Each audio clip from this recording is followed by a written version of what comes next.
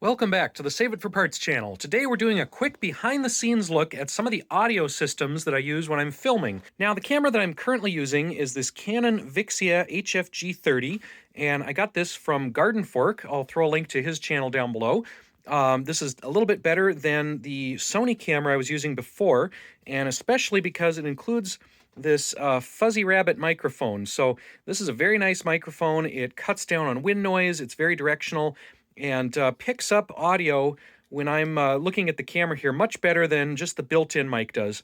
Now, I have tried to experiment with some more interview-type microphones or lapel mics. I've got this one, which is a wired microphone, and it's designed to plug into a phone's audio jack, and it doesn't work all that well. It's okay, but it's really inconvenient. It gets tangled, and I basically never use it.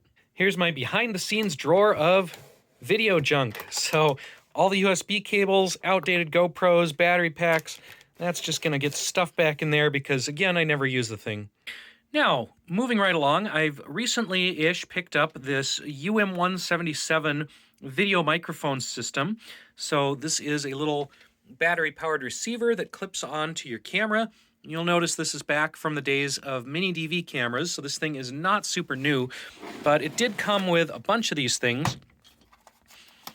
We've got multiple receivers, multiple transmitters, and yeah, some extra little microphone things. I think it only came with one actual microphone, and it uses this weird 3-pin connector instead of something standard. Maybe this was standard in the 90s. I don't know for sure. You know these are old because they use 9-volt batteries, and I always kind of like something that uses 9-volt batteries. You know you're getting some power out of it when you see one of these. And as a bonus, you can see if they're charged by licking the terminals.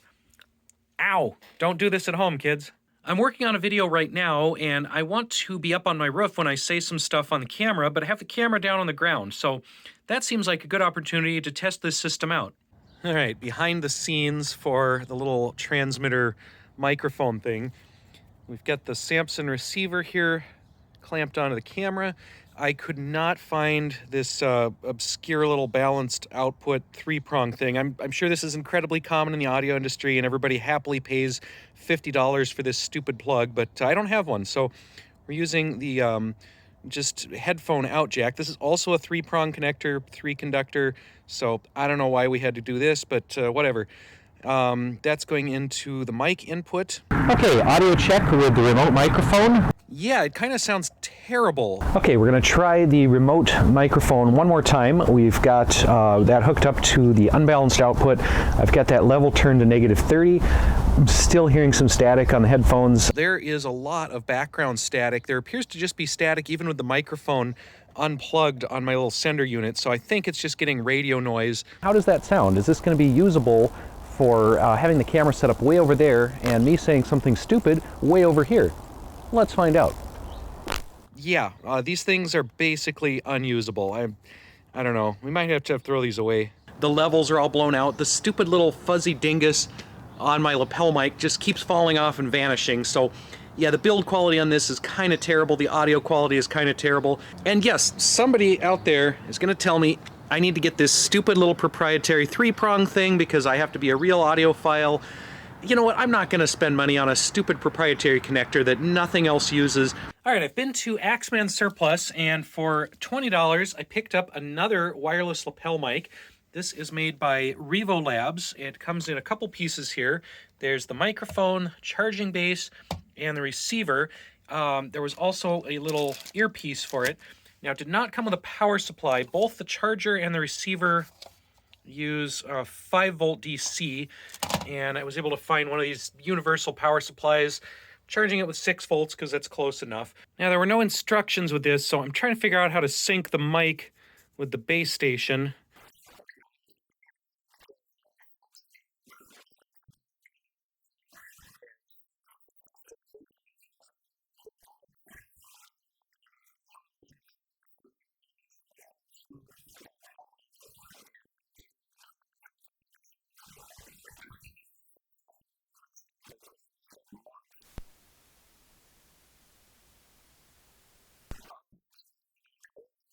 All right, well, the little Revo mic does seem to work. However, the obvious downside here is this is a desktop unit. This is not a battery-powered receiver, so we have to have it plugged into the wall to make it work. And yeah, that's not great for remote use with the camera, on-site filming, even just filming outside or even in the house. It's just really inconvenient to be tethered to the wall like that. So while this thing does work, unfortunately not very appropriate for camcorder use.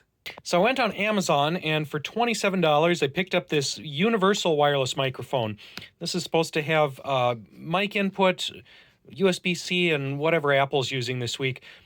This thing is so cheap and crummy that it doesn't even have a brand name. They didn't even want to make up a brand name for it. It's just a wireless microphone. So nobody to blame when it goes wrong. It's one of these disposable imported products that's, I don't have high hopes for this, but let's give it a shot. Still no brand inside, but they did give me 2 copies of the user manual.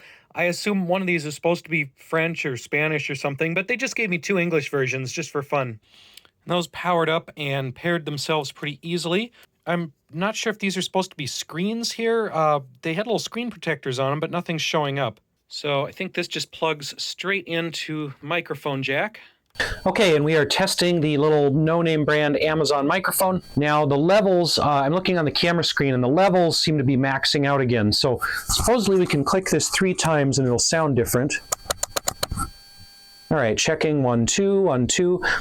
Still maxing out the levels. We'll have to go into the editor to see what this sounds like. Not a very sensible manual. Even though they gave me 2 manuals, it's filled with bad translations. You want to make sure charging until full of lights out. The power amplifier mode connection was successful mobile mode. The green and red lights will flash each other. Okay, well, unfortunately, this little microphone is just as bad as I expected. It sounds pretty bad. There's a buzz in the background. The levels are blown out. There's no way to reduce the levels on it. Okay, well, I've managed to turn on Reverb. Sunday on the Save It for Parts channel. I accidentally managed to get into that reverb mode and couldn't get back out of it. So, yeah, now it's just stuck in reverb forever. I don't know. I might end up trying to return this thing because, yeah, it's garbage. I kind of expected it to be garbage once it showed up and I saw, you know, how unbranded and crummy it looked. And yeah, don't buy these. Like I said, it has no brand on it because they don't want you to know to avoid it. They don't want you to know who to avoid and what not to buy. But if you see a wireless microphone like this on Amazon, stay far, far away from it. Well, unfortunately, I have not found a really good remote wireless mic for this. I guess we'll just be sticking with the good old-fashioned fuzzy rabbit on top, and then if we absolutely need to do an interview with somebody and need one of those wireless mics, we'll just have to drag along a power pack and use that wired base station, the Revo Link one from Axeman. That worked the best. It had the best sound quality.